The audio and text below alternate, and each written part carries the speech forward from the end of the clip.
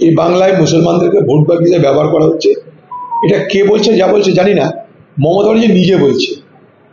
মমতা নিজে বলেছে আমি দুধেল গাইদের পছন্দ করি, তারা দু চারটে লাত মারলে আমাকে যায় আসে না, কারণ তারা ভোট দেয়।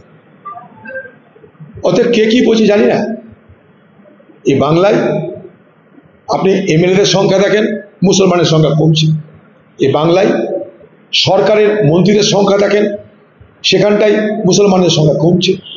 ভালো মন্ত্রক একটা কলকাতার এক মেয়র ছাড়া, যে মমতা ব্যানার্জিকে তার ভাই খোকাবাবুকে রীতিমতন মাল পয়সা চুরি বাটপাড়ি করে ম্যানেজ করে রেখেছে, তাকে ছাড়া এই বাংলায় আর কোনো ভালো জায়গায় কোনো মুসলমান মন্ত্রী আছে না।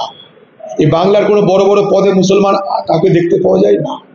স্বাভাবিকভাবেই ভোটের জন্য মুসলমান, এটাই তৃণমূলের প্রকৃত মুসলমানের প্রতি ভালোবাসা।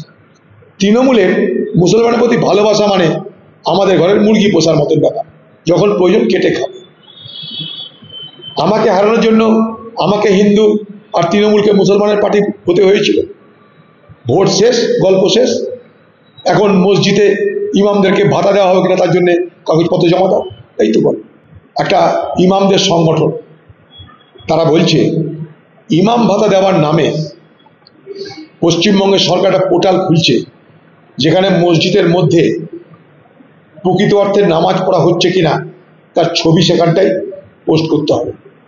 মসজিদের পূর্ব দিকে পশ্চিম দিকে ঠিকমতো নামাজ হচ্ছে কিনা সেই মসজিদের কাগজপত্র, এবং সেই কাগজপত্রের সাথে সাথে মসজিদ কর্তৃপক্ষ তারা কোনো প্রস্তাব নিচ্ছে কিনা ইমাম ভাতার সমস্ত দলিল দস্তাবেজ, মসজিদের সব কিছু প্রমাণপত্র সরকারের কাছে পেশ করতে হবে।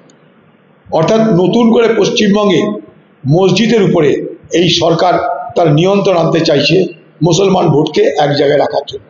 পশ্চিমবঙ্গের প্রশাসন আজকে ধর্মীয় সংস্থাগুলোর উপরেও তারা তাদের কবজা নিয়ন্ত্রণ করতে চাইছে।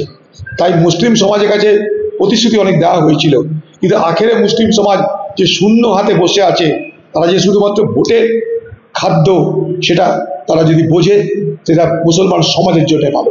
আমরা মানুষকে বলবো, সে হিন্দু হোক মুসলমান হোক, ন্যায় অন্যায়ের বিচার করে, সৎ অসতের বিচার করে আপনারা নির্বাচনে অংশগ্রহণ করুন। বাংলা টুডে নাও।